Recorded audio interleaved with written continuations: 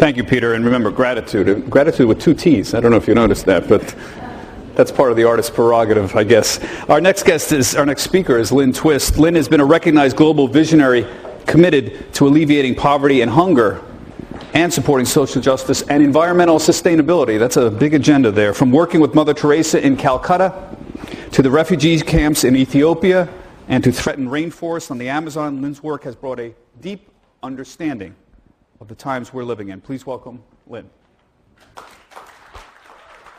Thank you. Can you bring the house lights up a little bit so I can see who I'm talking to? Can you do that? Great. Hi. I've never spoken to a Wall Street audience before, so I want to see you. As a person who's an activist, a global activist, a fundraiser, a philanthropist, someone who loves to ask for money, I do it all the time. In fact, I have to restrain myself from not asking you for money right now. I've been a philanthropist and a fundraiser all my life for the things that I believe in. And I wrote a book called The Soul of Money. And I wrote that book because when you work on hunger and poverty, when you raise money, when you travel the world, when you sit at the feet of someone like Mother Teresa, you begin to understand that a lot of the problems we face are connected with a distorted, difficult, and untransformed relationship that we have with money. And the book, The Soul of Money, people ask me, does money have soul? Well, no, but we do, and we can give soul to money in the way we earn it, in the way we spend it, in the way we invest it, in the way we save it, and in the way we contribute it. And I've learned my lessons about money, not here on Wall Street. I'm not a financial banker. I didn't really even pass economics that I can remember. But I've learned my lessons about money from people I used to call poor. And when I use that label now, it rankles me because I know them. I've worked with them. I've been side by side with them in the trenches after the 1984-1985 famine in Ethiopia with women who lost every single child to starvation.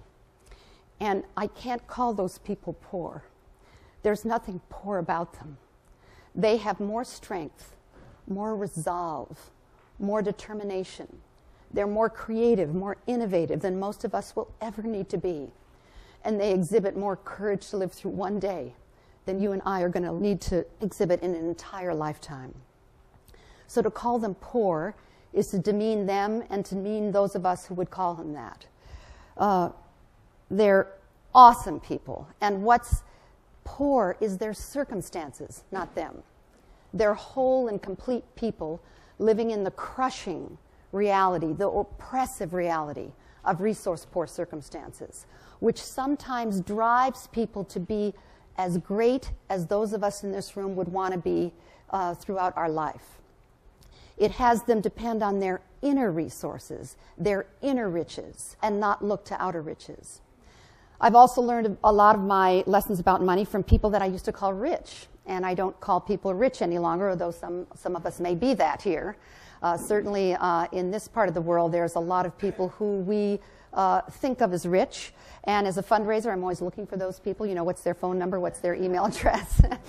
But I now realize that calling people rich does the same disservice to people because they start thinking they are their circumstances when they too are whole and complete people living in the ebb and flow and sometimes numbing reality of excessive resources. And Mother Teresa taught me many, many beautiful things. I could tell 1,000 stories about her. She was the real deal. But one of the things that she taught me was that the vicious cycle of wealth can be as intractable, as oppressive, have as much suffering as the vicious cycle of poverty. You can get caught in it, and you don't know that you're stuck. So I've learned these lessons from Ethiopian women after the famine, people in Mozambique after the war there, people in Bangladesh after a tremendous flood where people will be so resilient they'll rebuild their homes sometimes 20, 30, 40, 50 times. And my most recent lessons have come from the people of the Amazon rainforest where I now work with indigenous people. Indigenous peoples of the Amazon who are intact in their culture, intact in their tradition, and clearly intact in their relationship with the community of life. and the natural world. In that part of the world, indigenous people hold the good of the community as the highest ethic. And if you hold the good of the community as the highest ethic, then the individuals will be taken care of. That's the way they see it.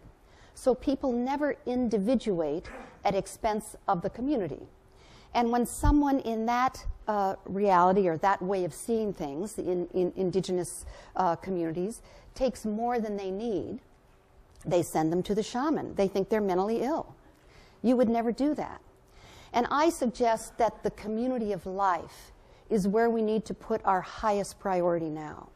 We are living at a time in history where, for the first time ever, humanity, one species, is using more resources from the earth than she can regenerate. And we've gone into what's called ecological overshoot or ecological debt. The year that began was 1987. Scientists can put a date on it. It was 1987 that we went over that one Earth line. We now, 25 years later, 26 years later, use 41% more resources than the Earth can regenerate. If you think about that, realize that we're living off an ecological credit card we can never pay back.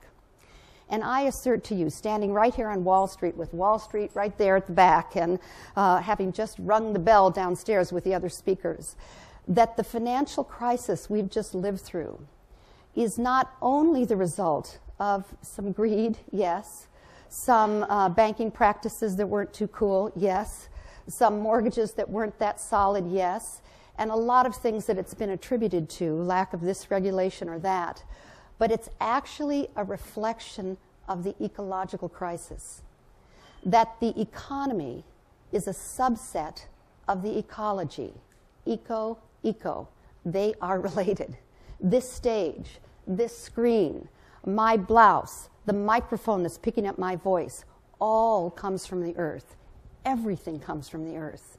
And we are now using 41% more resources than the earth can regenerate. We are in deep ecological debt. And the economy, being a subset of the ecology, now is revealing and mirroring that back to us. I assert that borrowing more and more and more money will never get us out of this crisis, the economic crisis. It will assuage us. It will make us feel a little better. It will have things be a little softer when they land. But until we, as a human species, learn how to live within our ecological means, the economic crisis will still haunt us.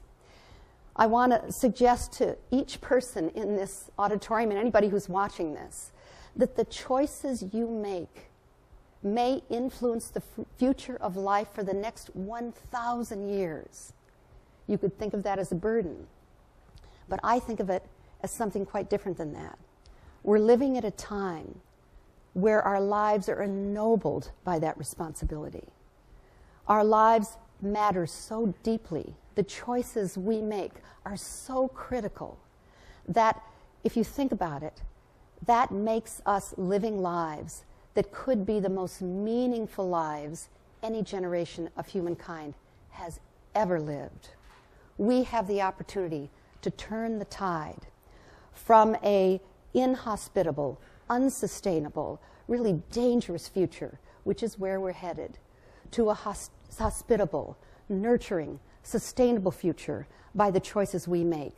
We have the opportunity to bring forth an environmentally sustainable, spiritually fulfilling, and socially just human presence on this planet. And we can do that in the way that we use money.